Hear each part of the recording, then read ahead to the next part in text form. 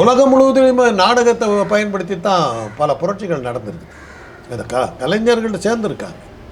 இப்போ பல புரட்சிகளுக்கு அடிப்படையில் பின்னணியில் பார்த்திங்கன்னா முன்னணியில் வந்து சண்டைக்கு போய் செத்தவங்களாம் இருக்கிறாங்க. பட் பின்னணியில் பார்த்திங்கன்னா அவங்களுக்கு மோட்டிவேஷன் உந்துதல் சக்தியாக இருந்தது பார்த்திங்கன்னா கலைஞர்கள்லாம் இருந்திருக்காங்க. அப்படி பார்த்திங்கன்னா அதுதான் ராஜபாட்டு ரங்கத்துறைங்கிற படம் நீங்கள் பார்த்திங்கன்னா தெரியும். விஸ்வநாத தாஸுங்கிறவர் அவர் வந்து ஒரு நாவிதர். அவர் வந்து நாடகத்தில் நடிக்கும்போது வெள்ளைக்காரனை எதிர்த்து இப்படி தான் பிரச்சாரம் பண்ணான்னு கிடையாது.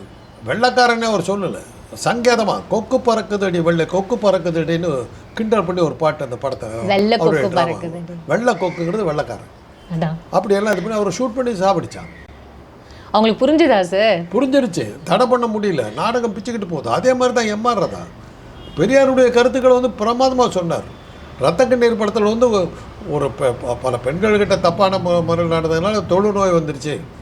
தொழுநோயாளியுடைய வந்து அந்த தொழுநோயாளி கடைசியில் வந்து தான் பண்ண தவறெல்லாம் உணர்ந்து தன்னுடைய மனைவியை தன்னுடைய நண்பனுக்கு கல்யாணம் பண்ணி வைக்கிறான். அதுதான் அந்த படத்தில் இருக்கிற புரட்சிகரமான கருத்து.